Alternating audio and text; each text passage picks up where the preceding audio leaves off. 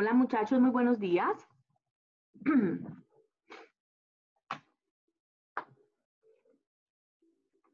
Buenos días, profe. Buenos días, Angie. Buenos días, profe. Días. Buenos días a todos, bienvenidos.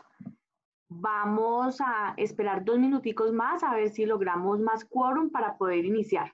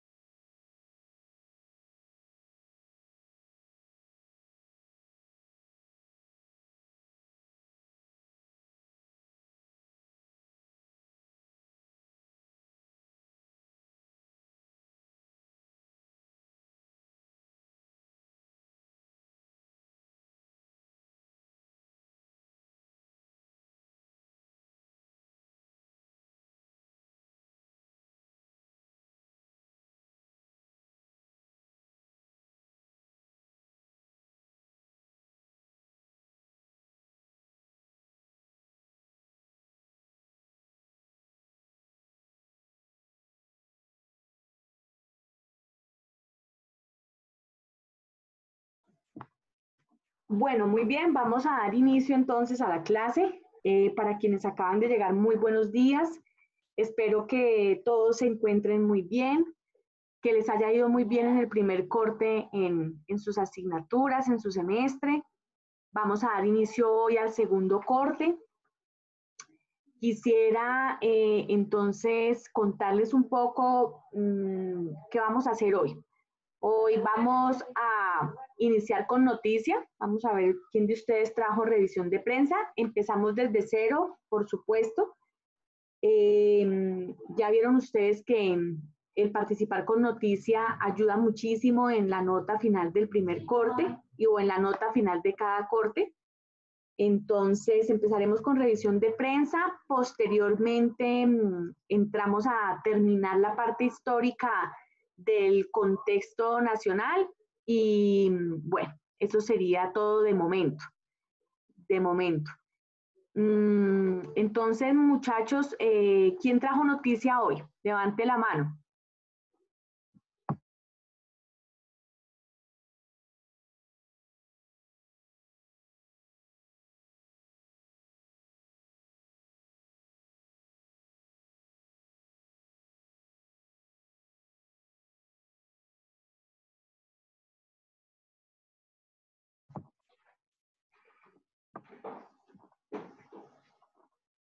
¿Ninguno trajo noticia hoy?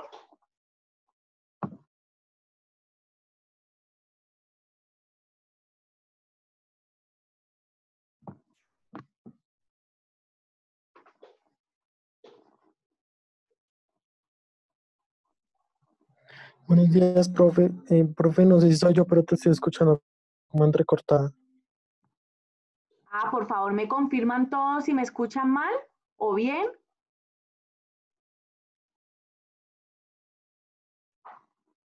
¿Cómo me escuchan? Parece que no estuviera nadie en el salón.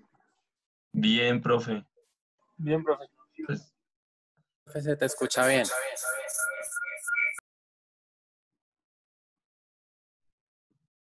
Ok, gracias.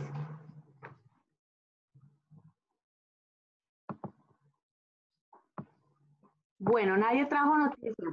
Ustedes son los que pierden, yo no. Pero por favor no olviden hacerlo. Yo les voy a leer una noticia que me parece de suma importancia y tiene que ver con Nicolás Maduro.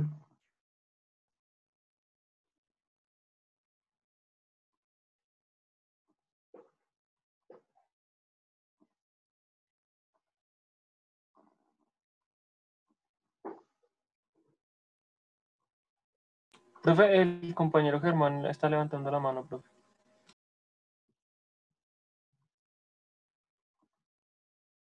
Listo, Germán, leo la noticia y luego te doy la palabra para que leas la tuya. El informe de la ONU sobre Venezuela devuelve vigor a la presión internacional contra Maduro. El intento del chavismo por recobrar legitimidad con las elecciones legislativas afronta nuevos obstáculos después de que Naciones Unidas acusara al gobierno de crímenes de lesa humanidad.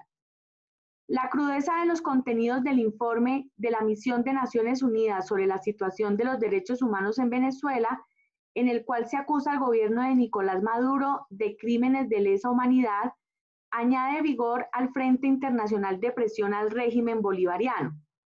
En las entrañas del Palacio de Miraflores, de momento reina el silencio con la salvedad del rechazo manifestado por el canciller Jorge Arreaza.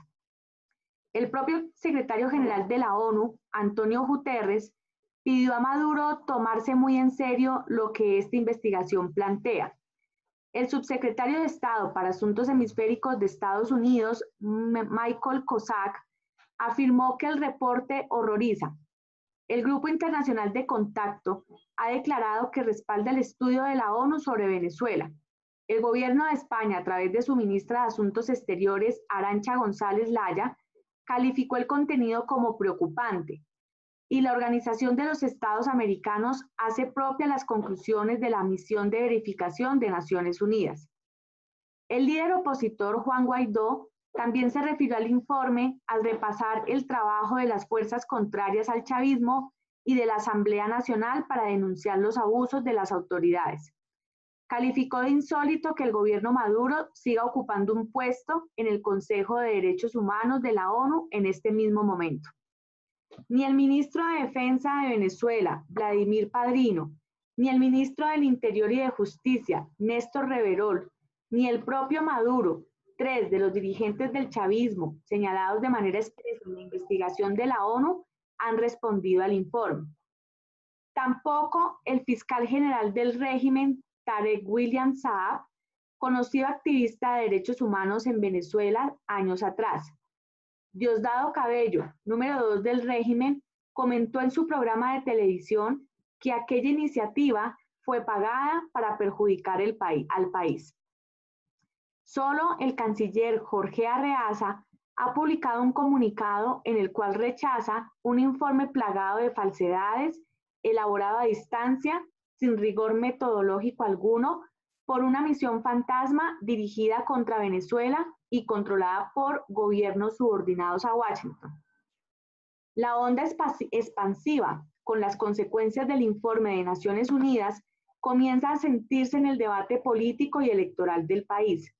El gobierno de Maduro, que estos días habla con frecuencia de diálogo, democracia y paz, ha colocado sus esperanzas en que unas elecciones parlamentarias, aparentemente multipartidistas y abiertas, le devuelvan legitimidad institucional y descomprima el duro efecto de las sanciones internacionales sobre la economía venezolana. Para ello cuenta con el apoyo restricto de los pequeños partidos moderados de la llamada Mesa de Diálogo Nacional, conocida coloquialmente como la Mesita, decididos a postularse a todo evento en las cuestionadas elecciones de diciembre. Esa es la noticia. Declaran al gobierno de Venezuela como un gobierno que, además de infringir los derechos humanos, ha cometido delitos de lesa humanidad. Ahora sí escuchamos a quién era que tenía noticia, Germán. Profe. Sí, señora. Perfecto, Germán. Dame un momento, por favor, descargo la asistencia.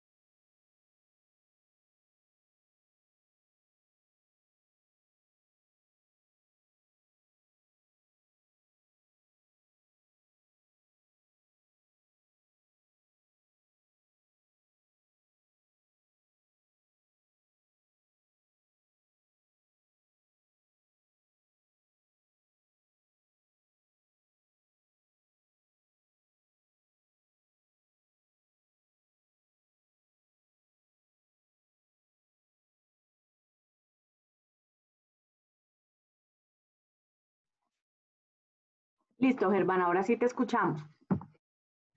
Hola, profe. Buenos días a todos. Yo estaba leyendo sobre las historias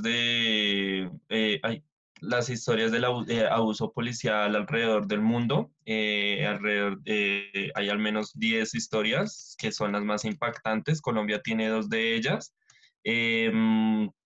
Una de las primeras, pues, es la de Floyd en Estados Unidos, quien fue brutalmente asesinado a la vista del ojo público por policías. Una niña de 12 años tacleada en Hong Kong. También está la historia de Breonna Taylor y Jacob Blake, quienes fueron asesinados en las protestas que se realizaron en Estados Unidos. El último, John Blake, no fue asesinado, sino que le dispararon 7 veces. Néstor Novoa, el vendedor ambulante, que fue agredido también por policías y demás. Estaba también leyendo otros artículos sobre lo del abuso de policía, el abuso, ahorita todo lo que está sucediendo con todo esto del abuso de policía. Y es que varias organizaciones internacionales han estado observando los movimientos que se están realizando dentro de las fuerzas militares en América en general, pues porque se han aumentado los números de demandas con referente a pues, problemas de abusos de la autoridad, y es porque estas tienen dentro de cada país, tienen como su propia reglamentación, están propiamente reglamentados, y solamente la justicia militar, como aquí lo llaman en Colombia, solamente pueden entrar a juzgar los actos realizados por los policías. Obviamente ahí bueno, alguien también me estaba explicando que no eran todos los casos, pero en teoría funciona así, que en otros países, digamos, están a los policías cuando cometen un abuso, son también, bueno, o cualquier otra actividad ilícita,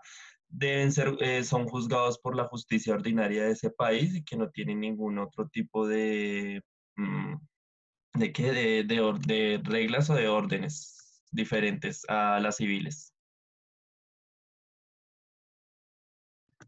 Eso es todo. Gracias, gracias Germán, muy bien. Es que hay muchas noticias, hay mucho que decir porque es mucho lo que ha pasado no solamente a nivel internacional, sino sobre todo a nivel nacional. Y está esa discusión que tú muy bien planteas sobre qué hacer con la Policía Nacional frente a esa reforma profunda que se está planteando.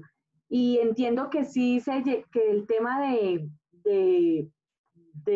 Javier Ordóñez eh, va a ser llevado a la justicia ordinaria, efectivamente.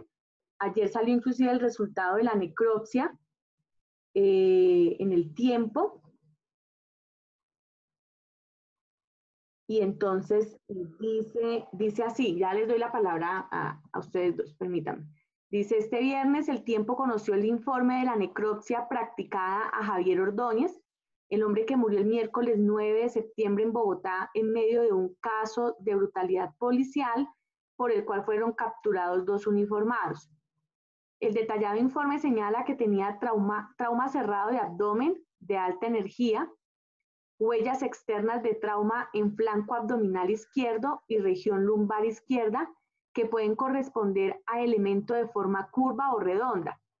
Asimismo, la necropsia advierte que tenía estallido del riñón derecho con sección completa de arteria y vena renal correspondientes. El caso de Ordóñez se conoció por videos que hicieron sus amigos que mostraban cómo 2 funcionarios de la policía realizaron un procedimiento policial en el cual Ordóñez fue inmovilizado y en repetidas ocasiones le aplicaron varias descargas eléctricas con un taser, pistola eléctrica. En la necropsia de medicina legal que advierte que en su cuerpo había evidencias de signos de inmovilización, equimosis en las muñecas con marcas visibles extremadamente y de patrón regular. Además tenía un hematoma superficial y profundo en los tejidos blandos. Asimismo confirma que los uniformados usaron el taser en repetidas ocasiones. Lesiones patrón producidas por elemento punzante por arma de conducción eléctrica, dice la necropsia. El informe además muestra que el riñón y el colon de Ordóñez estaban afectados. Contusiones múltiples del mesenterio mesocolon del lado derecho, que compromete el mismo en la flexura hepática. Laceraciones múltiples del mesocolon del lado izquierdo, que compromete el mismo la flexura esplénica. Hemorragia extensa en los tejidos blandos que rodean el riñón derecho parcialmente obtenida, advierte la necropsia. Este informe señala que el hombre tenía lesiones de tipo abrasivo, lineales, hemorrágicas y superficiales localizadas en hemiabdomen inferior, región lumbar derecha y en la frente lado izquierdo. Las lesiones patrón descritas se correlacionan con los mecanismos del arma portada. Con este informe, ahora Medicina Legal advierte que Ordóñez sufrió un trauma penetrante de tejidos blandos del miembro inferior derecho por esquirlas de un proyectil de arma de fuego. De este modo localizaron un probable orificio de entrada de forma irregular, sin residuos macroscópicos de disparos en la piel. Otros de los hechos que narraron en ese momento los testigos fue que Ordóñez se encontraba consumiendo bebidas alcohólicas en la vía pública, en las afueras de un conjunto residencial, y por ello había sido requerido por los uniformados. Frente a esto, los resultados de la necropsia confirmaron que el estudiante de Derecho ingirió bebidas alcohólicas y que no consumió ninguna sustancia psicoactiva en la noche en la que lo mataron. Por estos hechos de brutalidad policial, el país vivió una ola de manifestaciones entre el 9 y el 10 de septiembre en el que murieron 13 personas y hubo más de 400 heridos. Bueno, este es el informe de la necropsia y pues por esto pasarán también a justicia ordinaria. Vamos con Anderson. Hola, Anderson. Buenos días, profe. Compañeros, yo les quería comentar, bueno, una noticia que pues, me parece muy relevante en estos momentos. El titular es como falleció uno de los arquitectos de la manzana cultural del Banco de la República. El reconocido arquitecto bogotano Enrique Triana Uribie, perdón, falleció a los 91 años en Bogotá. El recordado arquitecto Enrique Triana, quien falleció ayer a los 91 años en Bogotá, formó parte de esta generación, la de Germán Samper y Rogelio Sarmona, dos arquitectos, bueno, también reconocidos, que le impulsó a la arquitectura colombiana un sello particular. Los 13 momentos diferentes habían regresado a Colombia a mediados de los 50 tras formarse en el extranjero.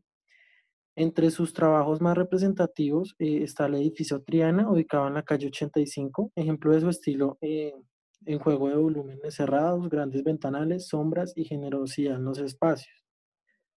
Este sello creativo se reflejó luego también en otro de sus grandes legados, la manzana cultural del Banco de la República, que trabajó en conjunto con su amigo Juan Carlos Rojas y Iraco Rip, y que le significó el Premio Nacional de Arquitectura en el año 2006. Triana adelantó sus estudios en la Universidad de Michigan, Estados Unidos, y pues es de los pocos profesionales de los años 50 que no se dejaron influenciar por el maestro Le Corbusier, sino más por arquitectos como Walter Gropius. Digamos que a este personaje se le recuerda mucho por ser un gran humanista, de una sensible generosidad, con su conocimiento y pues como dan cuenta decenas de alumnos que pasaron por su famoso taller 6 de arquitectura y cátedra Triana sobre diseño interior en la Universidad Nacional de Colombia. Era una persona con grandes convicciones y unos principios inquebrantables y un gran diseñador. Digamos que es sobresaliente por sus diseños. Él lo que buscaba era enaltecer la vida de las personas a través de un lenguaje muy honesto, austero y directo. Y ya, profe, era como esa breve descripción del trabajo de él y pues por lo que es recordado. Creo que dejó un legado muy grande en la Universidad de la Nacional, botanos que últimamente pues se han escuchado. Ese era mi aporte. ¿El que construyó dentro de la universidad o construyó fue la Universidad Nacional? No, él fue docente de la Universidad Nacional. Pero construyó algo al interior Y de él la... lo que hizo fue, no, él ganó unos premios, fue porque él hizo aporte en cuanto a la manzana cultural del Banco de la República. Y por ese trabajo él ganó un Premio Nacional de Arquitectura en el año 2006. Ok. Ese fue como el más grande legado, la manzana cultural del Banco de la República. ¿Nos recuerdas el nombre, por favor, del arquitecto? Sí, profe, claro. Se llama regálame un momento, Enrique Triana. Él No. murió ayer a los 91 años acá en Bogotá. ¿Y qué le pasó? ¿Se sabe por qué murió?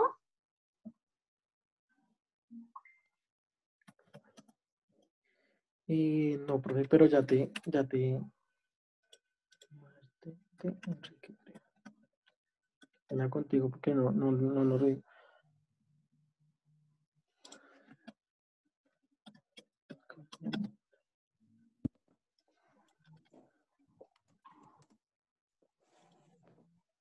Profe, pues según lo que he visto, no dice la causa de muerte. De pronto en el enunciado solo dice la trayectoria en cuanto a lo que el legado que dejó, pero mira que no dice el- el- el- la muerte. A lo mejor fue por muerte natural, ojalá haya sido así y no por este virus. De pronto, ¿Tú estudias mira, arquitectura? dice que se conocen las causas. Yo creo que sí fue por muerte natural, porque pues ya estaba muy de edad, 91 Claro, años. claro que sí. Tú estudias arquitectura, ¿cierto, Anderson? Sí, profe, yo estudié arquitectura, entonces por eso también me sonó Claro, como muy interesante, pues saber también que un personaje como esos, pues estaba acá en Bogotá, es reconocido y pues ha ganado un premio también interesante que no lo había escuchado tampoco. bueno, seguramente que es un ícono dentro de la disciplina de ustedes, por supuesto. Pues muy importante cuando hablas de que sus diseños Sí, eran muy profe. humanistas, ¿no? Porque pues eso hace sentir proximidad a la gente con estas obras. Sí, profe, yo creo que cada arquitecto le pone de su parte y él tenía como un concepto muy hacia las personas. Era como decía que era un gran humanista y que era muy sensible con acerca de, digamos que de enseñar. Era muy sensible en esa parte, al dar su conocimiento. Entonces que por eso, digamos que él fue muy recordado en la universidad, la Nacional, Universidad Nacional, por sus talleres que dictaba en cuanto a diseño de interior y a la cátedra. Gracias, Anderson, por ilustrarnos en el tema. Muy buena noticia. Bueno, profe. Gracias, profe. Vale. Muy bien, y vamos con Alejandra. Hola, profe, buenos días. Buenos días, Alejandra. Bueno, yo consulté uno del BBC y es de doña Ruth Bader Ginsburg, que murió pues a la edad de 87 años después de batallar durante 2 décadas contra el cáncer. Ella es pues la segunda mujer en ocupar el cargo de jueza de la Corte Suprema de los Estados Unidos y es un ícono de los derechos de la mujer. Entonces nos dice que ella nació pues en un barrio de Flexible en Brooklyn de Nueva York en 1933. Los padres eran inmigrantes judíos. Después de graduarse de la Universidad de Cornell, se casó con Martin Ginsburg y poco después tuvo su primer hijo. Dice que mientras ella estuvo embarazada, fue rebajada de categoría en su trabajo en una oficina de seguridad social por la discriminación contra las mujeres embarazadas que aún era legal en la década de 1950. Y pues esa experiencia la llevó a ocultar su segundo embarazo años más tarde. Dice que en 1956 se convirtió en una de las 9 mujeres que se inscribieron a la Escuela de Derecho de Harvard y en la que el decano pues obligó a los estudiantes a decirle cómo podían justificar que ocuparan el lugar de un hombre en su escuela.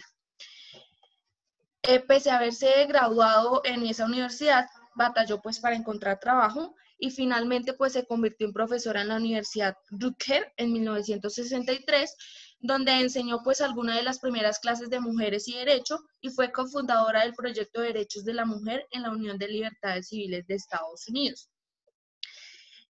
Luego, en 1973, se convirtió en la asesora general de esa última organización, la que dio inicio pues, a una era prolífica para argumentar casos de discriminación de género, 6 de los cuales se llevaron al Tribunal Supremo de Estados Unidos.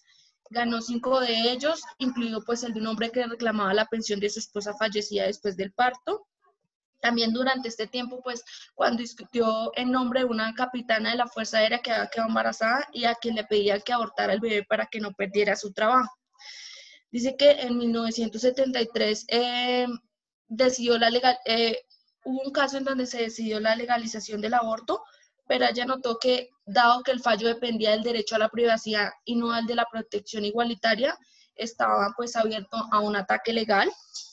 Y dice que uno de sus casos más importantes y tempranos en la Corte fue el llamado Estados Unidos versus Virginia, pues que anuló la política de admisión de solo hombres en el Instituto Militar de Virginia, y al explicar su decisión, alegó que ninguna ley o política venía a negar a las mujeres la plena ciudadanía, la misma oportunidad de aspirar, lograr participar y contribuir a la sociedad en función de sus talentos y capacidades individuales. Eso fue más o menos como de todo lo que hablaban de ella, lo que más pude rescatar y me pareció muy importante. Por favor, Alejandra, ¿nos recuerdas el nombre de la juez?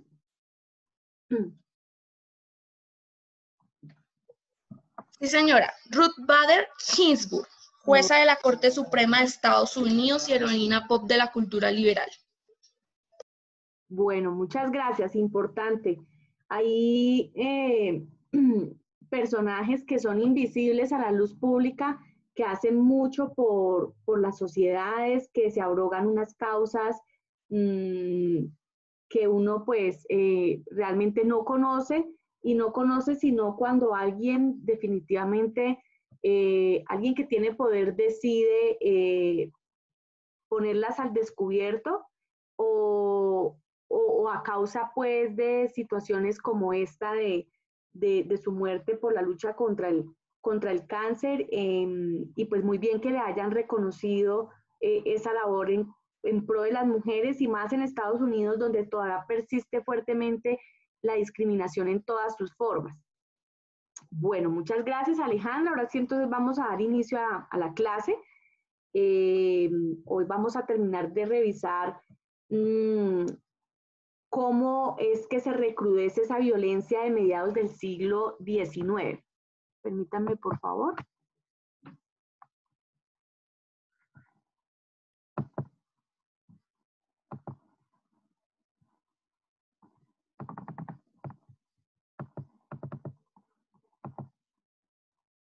Por favor, ¿me confirman si están viendo las diapositivas?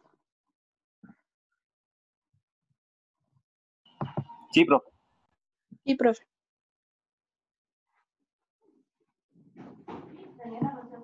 Bueno, entonces vamos a dar inicio a esta clase, y para poder hablar sobre cómo se recrudece la violencia, ya veníamos de unos encuentros bipartidistas, ya habíamos vivido algunas guerras civiles, y bueno, indiscutiblemente la violencia se recrudece con el Bogotazo, por supuesto, su protagonista, el extinto líder y caudillo Jorge Eliezer Gaitán. Jorge Eliezer Gaitán era abogado de la Universidad Nacional. Se había ganado una beca para hacer algunos estudios en Derecho en Italia, y de esa Italia de Mussolini había aprendido la oratoria. Por eso también tenía esos grandes dotes de orador. Él había ocupado varios cargos en la vida pública.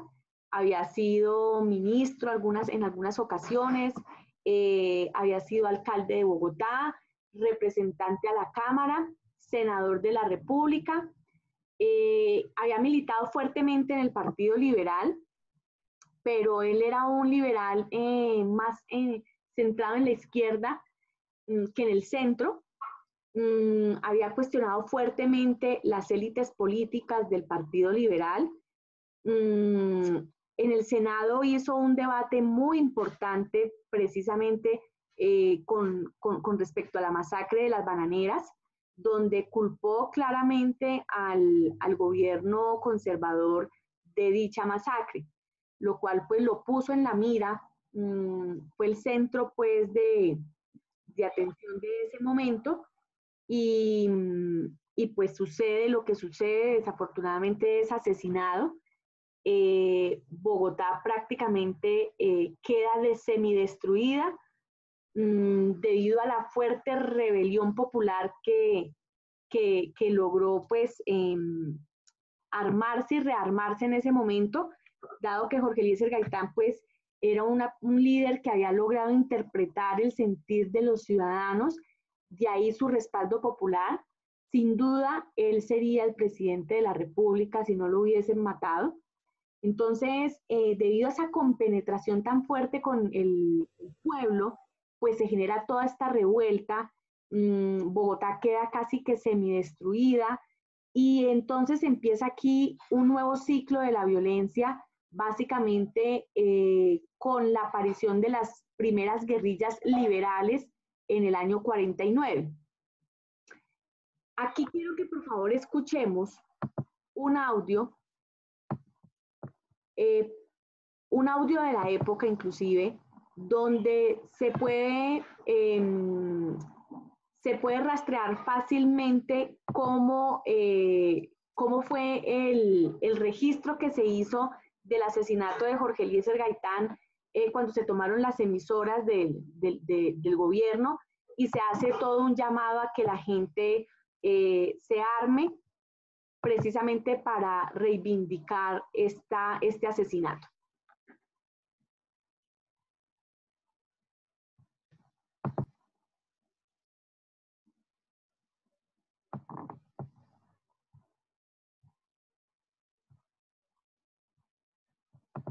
Habla Jorge Gaitán Durán.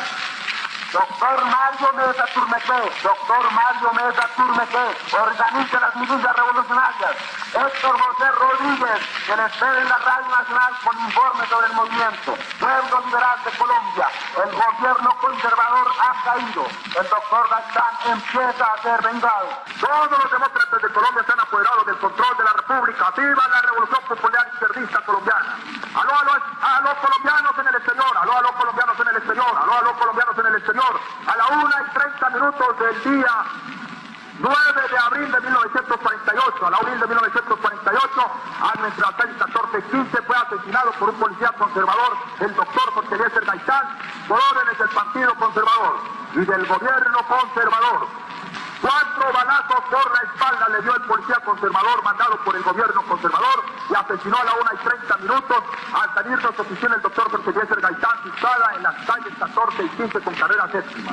Aló, fuerzas liberales izquierdistas, aló, fuerzas liberales izquierdistas de Colombia. Se han levantado todas las divisiones de la policía en la capital de la República a favor del movimiento revolucionario. Ostina Pérez ha caído en Lima, Policía Liberal del Tolima, por motivo de la irreparable desaparición del más ilustre hombre de Colombia. Doctor Jorge Eliezer Gaitán, debe desencadenarse una revolución sin par en la historia del país. Aquí nos apoderamos de la radiodifusora nacional y de las principales secciones del gobierno. Un enorme pelotón del ejército y de la policía nos custodia. Apodérense del gobierno sin temor para derrocar este infame gobierno. Apodérense del poder y del Partido Liberal. A la carga, a la carga, a la carga, Policía Liberal del Tolima. Aló, Policía de Bogotá, Policía Liberal de Bogotá. Les leemos el siguiente decreto del Comando de Dirección de Policía Nacional al servicio de la Junta Central Revolucionaria de Gobierno. El Comando de Dirección de la Policía Nacional en Bogotá, al servicio de la Junta Central Revolucionaria de Gobierno, ordena a todas las plazas estar listas para tomar sus sitios en el momento en que se les imparta la orden. Le comunicamos al liberalismo de todo el país que de este momento en adelante, Últimas Noticias queda constituido en el órgano oficial de difusión de la Junta Central Revolucionaria de Gobierno, que opera inmediatamente bajo las órdenes estrictas de su comité ejecutivo. El comité ejecutivo de la Junta Central Revolucionaria de Gobierno ha quedado constituido por los siguientes ciudadanos liberales: doctor Adán Arriaga Andrade, doctor Gerardo Molina, doctor Jorge Zalamea, don Rómulo Guzmán y Carlos Restrepo Piedrahíta. Bueno, muy bien. Y vamos a escuchar, a ver un video sobre cómo se vivió el Bogotazo.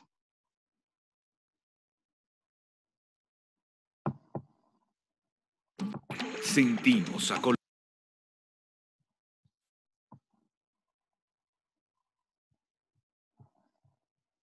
Ah, sí, pero no veo al no veo a Jeffer.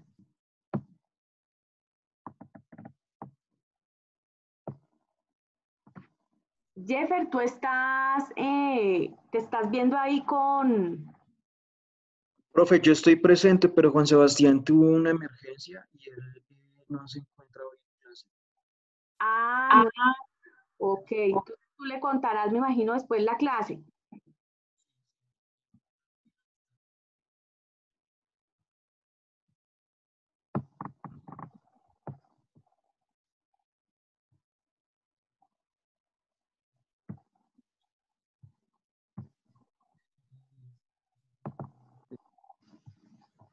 Vale, vale, Jeff.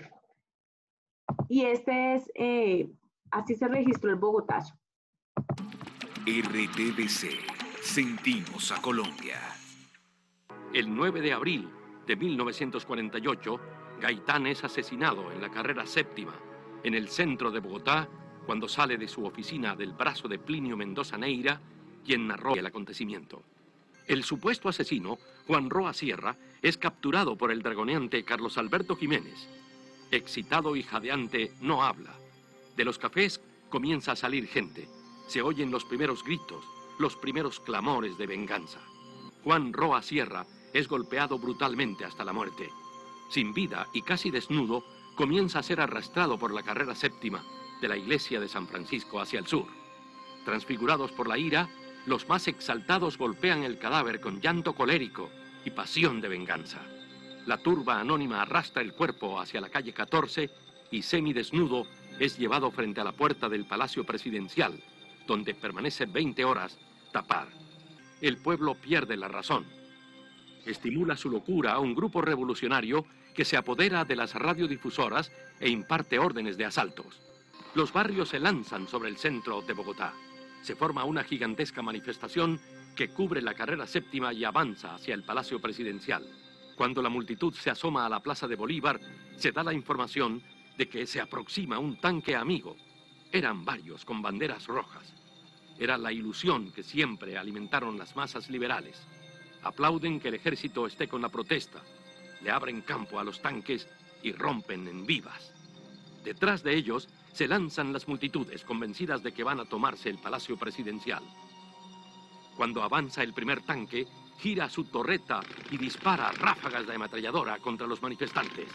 Viene la dispersión, la confusión, la desmoralización, los muertos y la desbandada. Todo el mundo corre. Las muchedumbres se lanzan contra todo lo que tenga carácter oficial y viene la quema de los edificios y los tranvías. Los manifestantes vociferan. ¿Dónde está el Partido Liberal en estos momentos? ¿Dónde están los jefes? La famosa consigna de Jorge Eliezer Gaitán. Yo no soy un hombre, sino un pueblo. No pasa de ser una frase. Gaitán no era un pueblo, era un hombre. Las horas corren a favor del gobierno que espera tropas leales de Tunja, las que finalmente llegan controlando el Bogotazo. El país es un polvorín. Se inician revueltas en los pueblos y ciudades. Se conforman grupos alzados en armas de campesinos liberales en pueblos y veredas para defenderse. Se agudiza la violencia de los años 50, que en 7 años deja 300.000 muertos. RTBC.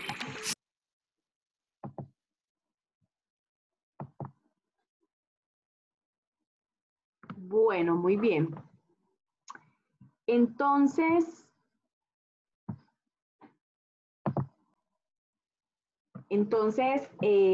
a raíz del Bogotazo, se constituyen las guerrillas liberales, unas lideradas por Guadalupe Salcedo, entre 1949 a 1953.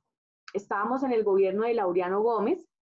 Laureano Gómez, un hombre conservador, radical, de extrema derecha, autoritario, y las guerrillas liberales se constituyen, por supuesto, contra el Partido Conservador, lo que había pasado con Jorge Eliezer Gaitán, y específicamente aquí, pues, contra el gobierno de Laureano Gómez.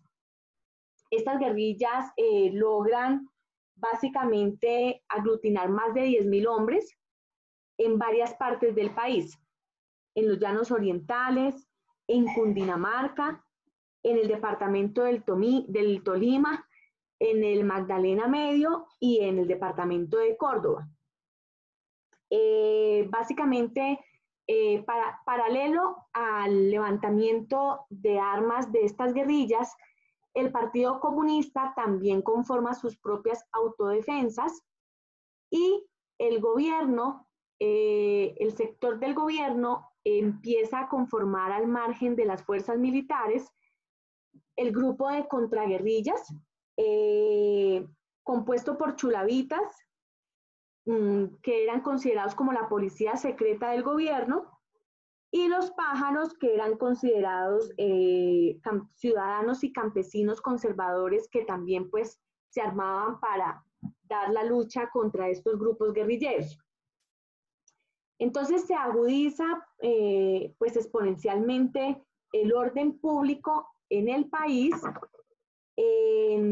Laureano Gómez, quien estaba presidiendo el gobierno, decide hacerse a un lado. El 5 de noviembre de 1951 se retira debido pues por motivos de salud, dice él, y entonces designa como presidente a su ministro Roberto Urdaneta. Roberto Urdaneta, conservador, mucho más moderado, trató de pacificar el país, no lo logra. La violencia se recrudece en su mandato, sobre todo en los llanos orientales, y muere también un guerrillero liberal en Bogotá, Saúl Fajardo, lo cual pues recrudece nuevamente la violencia. Entonces es ahí cuando Laureano Gómez quiere reasumir nuevamente el poder en 1953. El presidente designado le iba a ceder el poder, pero entonces aparece el general Rojas Pinilla ahí y le pide a Urdaneta que no lo haga, que no le ceda el poder, porque que Laureano Gómez vuelva nuevamente a ser presidente ratifica nuevamente la violencia y pues una oposición más férrea de la que había al gobierno conservador. Urdaneta dice que no, que él lo va a ceder porque es lo que hay que hacer en lealtad. Y entonces ahí es cuando el general Rojas Pinilla decide darle golpe de Estado a este gobierno y se instala entonces la Junta Militar. La Junta Militar se instala de 1953 a 1957. No le va mal a la Junta Militar. Ellos hacen unos relevantes avances para el país, sobre todo en materia de infraestructura. En esta Junta Militar se construye el Aeropuerto Internacional El Dorado, se construye el Hospital Militar, también se construye la calle 26, el CAN, el Centro Administrativo Nacional, donde hoy tienen lugar la mayoría de ministerios. Se inicia un proceso de despolitización de la policía, precisamente porque pues había sido desafortunadamente un causante de este recrudecimiento de la violencia. Llega por primera vez la televisión al país y en 1954, cuando la Asamblea Nacional aprueba la reelección de Rojas Pinilla, ese mismo día se aprueba el voto femenino. Él también crea el movimiento Alianza Nacional Popular, ANAPO, con el que posteriormente pues, se postulará como candidato presidencial.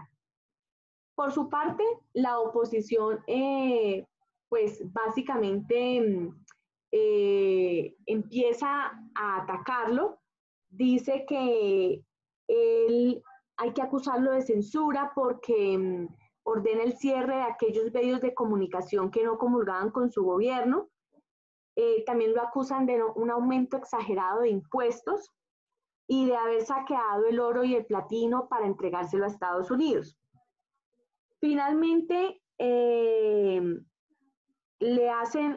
se convoca un paro nacional, a un paro cívico nacional, liderado por la clase empresarial y por la clase política del país, y renuncia a su mandato en 1957, a causa pues de esta presión. Y ahí es entonces cuando llega el Frente Nacional, con el pacto de Benidorm, firmado por Alberto Lleras Camargo y Laureano Gómez, y se acuerdan varias cosas. En primer lugar, que el candidato presidencial elegido tenía que ser por un acuerdo bipartidista, que tenía que darse una distribución burocrática del Partido Conservador y el Partido Liberal en las tres ramas del poder público. Asimismo, una distribución igualitaria de curules en el Congreso de la República, tanto en Cámara como en Senado, y que no podrían participar otras fuerzas políticas en estas contiendas electorales. El Frente Nacional tuvo 4 presidentes, 2 liberales y 2 conservadores. Inició Alberto Lleras Camargo en el 58 hasta el 62. Luego Guillermo León Valencia, caucano, del 62 al 66, y aquí es donde aparece y tiene origen las FARC y el ELN. Carlos Lleras Restrepo, del 66 al 70, y Misael Pastrana Borrero, del 70 al 74. Aquí hay que recordar que con la competencia electoral de Misael Pastrana, en esa competencia electoral fue cuando el general Gustavo Rojas Pinilla decide aspirar por la NAPO. No le importó el acuerdo que hubieran hecho esos dos partidos frente a que no podían participar otras fuerzas políticas. Él se postula y finalmente pues lo dejan competir. Y se dice que el día de las elecciones, el general Gustavo Rojas Pinilla había ganado la elección. Ese era el presidente en ese momento. De repente en la noche se va la luz y al otro día amanece Colombia con otro presidente y es Misael Pastrana Borrero. Al parecer se dio un fraude en el departamento de Nariño, por eso se va la luz y efectivamente pues es presidente Misael Pastrana Borrero, básicamente. Entonces, pues bueno, el Frente Nacional se acaba con una reforma constitucional, básicamente donde se dice pues que el Frente termina y volvemos nuevamente a una democracia. De todos modos, como les había dicho, esto causa el surgimiento de algunas guerrillas en nuestro país. En primer lugar, las FARC y el ELN. Las FARC nacen en 1964 y nacen precisamente a causa de esa exclusión política. También hay que decir que en el gobierno de Guillermo León Valencia, como ya se están constituyendo estos grupos, este grupo alzado al margen de la ley, él a estos les llama las repúblicas independientes y decide atacarlos militarmente en el municipio de Planadas, Tolima. Se da este ataque a la República de Marquetalia, dice en ese momento Manuel Marulanda. Básicamente, las FARC le pide al presidente Guillermo León Valencia que por favor cese el fuego, que haya una mediación. Esto no se da. Entonces ellos pues con mayor ahínco se organizan militarmente, le presentan al país una propuesta de reforma agraria, se constituyen bajo una organización con una ideología marxista-leninista de extrema izquierda, que por supuesto lucha, en ese momento su bandera era una repartición más equitativa de la tierra. Luego viene el ELN en 1964, también de facción marxista-leninista. Surge precisamente cuando numerosos movimientos religiosos y estudiantiles se habían inspirado en la Revolución Cubana. Entonces, se constituye un grupo de 18 estudiantes en una brigada que ellos llamaron Proliberación José Antonio Galán. Recordemos que José Antonio Galán fue este socorreño que se opuso al edicto que establecía nuevos tributos para el virreinato de la Nueva Granada, y a causa de eso él muere es castigado con la pena de muerte. Entonces estos 18 estudiantes se van becados por el gobierno de Fidel Castro, van a estudiar a Cuba, beben de las ideas de la revolución, y pues es un grupo que está compuesto por diversos grupos, por decirlo de alguna manera, son de distintos orígenes. De los 18 estudiantes, algunos eran del Partido Comunista, otros del Movimiento Revolucionario Liberal y otros del Movimiento Obrero Estudiantil y Campesino. Hay que destacar del ELN que hay uno de los miembros, ¿no? Uno de sus miembros importantes fue el sacerdote Camilo Torres, catedrático de Sociología de la Universidad Nacional, quien impulsó la teología de la liberación. La teología de la liberación era una teología que se preocupaba por dos cosas. La primera, poner a los pobres en el centro de atención del Estado. Ellos decían que el Estado debía preocuparse por igualar en oportunidades a los pobres para que hubiese una mayor equidad en la sociedad. Y segundo, entendían que la ciudadanía debía construir su concepto de ciudadano a través de la liberación, y que la liberación no era más que tomar conciencia de la luz, de que no se debía seguir siendo explotado, de que uno no debía seguir siendo esclavizado, porque cuando uno no tenía libertad, cuando uno no tenía libertad, no podía pensar libremente, ni podía tampoco darse sus propios gobiernos.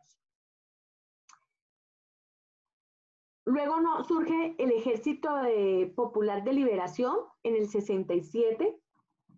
Ellos inicialmente eran el brazo armado del Partido Comunista, de esas autodefensas que construyó en su momento el Partido Comunista, y también predican una ideología marxista-leninista. Luego viene el M-19 en el 70. Es una organización que se caracteriza por ser una organización guerrillera de carácter urbano. Surge precisamente a raíz del fraude en las elecciones presidenciales del 19 de abril del 70, donde Misael Pastrana gana pues fraudulentamente las elecciones sobre el general Rojas Pinilla. El M-19 con una ideología muy nacionalista, predicaba mucho el estado de bienestar, una economía mixta en donde, si bien tenían lugar los agentes económicos que representaban el capitalismo, también propugnaban por una intervención muy fuerte del Estado. Ellos decían que los agentes económicos no podían estar como al vaivén de la oferta y la demanda sin la intervención del Estado, porque terminaban abusando de ese poder económico, y que por eso era necesario hablar entonces de un Estado intervencionista. Y finalmente en el 84 nace el Quintín Lame, una guerrilla indígena colombiana que toma su nombre precisamente del líder indígena caucano Quintín Lame Chantre. Esta organización se preocupó por luchar obviamente por los derechos de los indígenas, que el país tuviera un enfoque mucho más multicultural en sus políticas públicas y también por la tenencia de la tierra. Ellos decían que les habían prácticamente arrebatado sus tierras desde la conquista, que nadie mejor que ellos cuidaba la tierra porque sabía de los ciclos productivos de la misma y que definitivamente la tierra era la madre de la naturaleza, la proveedora de todo y que por supuesto tenía que estar en manos de ellos porque nadie mejor que ellos para cuidarla. Entonces, estos fueron los grupos guerrilleros o el surgimiento de las guerrillas después de del Bogotazo. Y posteriormente, pues ya vamos a ver cómo nace en los 70, en los 70 el narcotráfico, luego el paramilitarismo, pero bueno, esto ya pues lo veremos en la próxima clase. Vi que por aquí me habían escrito, Carol, tiene problemas con internet, qué vaina. Tranquila, no te preocupes, Carol. Igual la clase queda grabada. Yo pues todavía no he llamado a lista porque es que sigue llegando todavía estudiantes nuevos, pero ya a partir de la otra semana lo hago. No sé si tengan alguna pregunta al respecto antes de culminar la clase o todo quedó claro. Profe, todo claro. Vale, Anderson, muchas gracias.